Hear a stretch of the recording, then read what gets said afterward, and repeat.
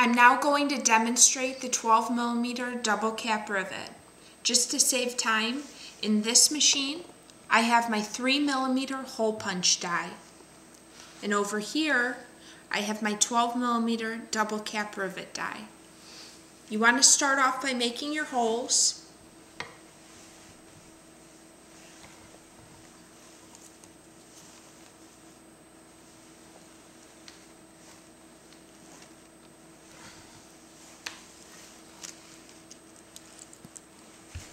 Take your rivet with the post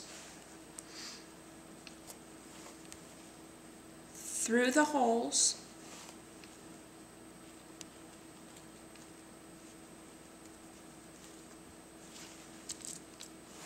then you want to take your larger cap,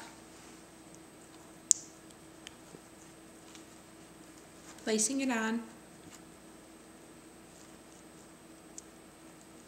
It'll sort of click into place.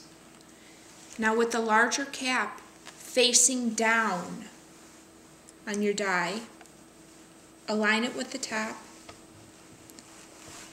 press down.